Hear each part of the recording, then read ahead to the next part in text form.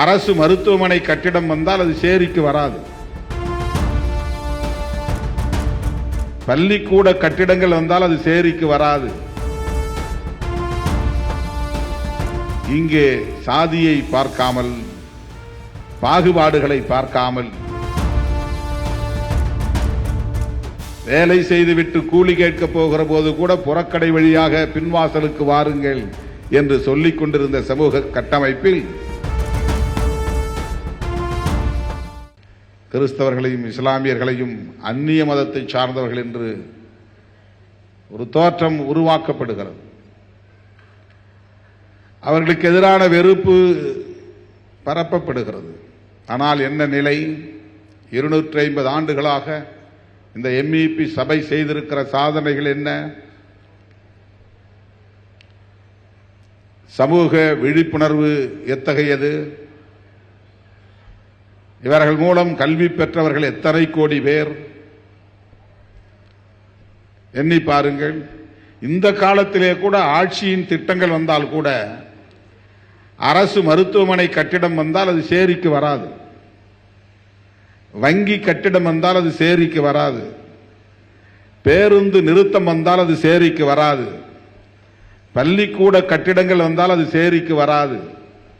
இப்போது இந்த காலத்திலும் கூட போராடித்தான் அதை செய்ய வேண்டும் என்கிற நிலை. ஆனால் இங்கே சாதியை பார்க்காமல், பாகுபாடுகளை பார்க்காமல், புறக்கணிக்கப்பட்ட மக்கள் வசிக்கும் பகுதிகளில் பள்ளிகளை உருவாக்கியவர்கள், மருத்துவமனைகளை உருவாக்கியவர்கள், சுகாதார விழிப்புணர்வை உருவாக்கியவர்கள், நல்ல ஆடைகளை உடுத்த வேண்டும் என்கிற ஒரு நாகரிகத்தை வளர்த்தவர்கள், வேலை செய்துவிட்டு கூலி கேட்க போகிற போது கூட புறக்கடை வழியாக பின்வாசலுக்கு வாருங்கள் என்று சொல்லிக் கொண்டிருந்த சமூக கட்டமைப்பில் தன் வீட்டுக்குள்ளே பட்லராக சேர்த்து சமையலறை வரை கொண்டு போய் அவர்களுக்கு தன்னம்பிக்கை ஊட்டியவர்கள். என் நாட்டு வகை உணவு வேண்டாம், உன் கலாச்சாரப்படி நீ உண்ணுகிற உணவையே நானும் சாப்பிடுகிறேன் என்று இந்த மக்களோடு நண்டு நத்தைகளை சாப்பிட்டு, இந்த மக்களோடு மாட்டிறைச்சியை சாப்பிட்டு, இந்த மக்கள் எதை உண்ணுகிறார்களோ கம்பு, சோளம், வரகு போன்ற தானிய வகை உணவுகளை சாப்பிட்டு கஞ்சி குடித்துக் கொண்டு வாழ்வது என்பது எவ்வளவு எளிமையான வாழ்க்கை. இந்த எளிமையை நாம் எங்காவது போற்றுகிறோமா? எண்ணி பார்க்கிறோமா? அதை பற்றி நாம் உரையாடுகிறோமா?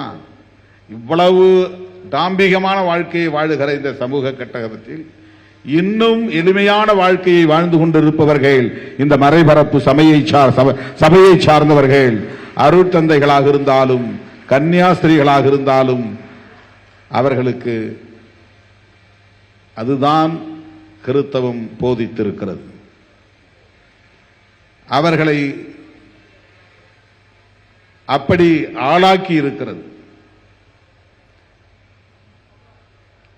சமூக நல்லிணக்கத்தை பேணி பாதுகாக்கிற பொறுப்பை தந்திருக்கிறது. அப்படிப்பட்ட ஒரு நீண்ட நெடிய பாரம்பரியம் உள்ள வரலாற்றுக்கு சொந்தமான ஒரு சபைதான் MEP என்கிற இந்த சபை. இது இன்றைக்கு 250வது நிறைவு விழாவை கொண்டாடுவதை எண்ணி பெருமைப்படுகிறேன். எனக்கு பின்னர் ஏராளமான தலைவர்கள் பேச வேண்டும். அமைச்சர் பெருமக்கள், நம்முடைய முதலமைச்சர் உட்பட பலரும் பேச காத்திருக்கிற நிலையில் நான் இந்த அளவில் எனது உரையை நிறைவு செய்து இந்த வாய்ப்பு வழங்கியதற்காக மீண்டும் ஒரு முறை டாக்டர் பிரான்சிஸ் காலிஸ்ட் அவர்களுக்கும் இறை பணியாளர்கள் அனைவருக்கும் என்னுடைய நெஞ்சார்ந்த நன்றியை தெரிவித்து முடிக்கிறேன். நன்றி, வணக்கம்.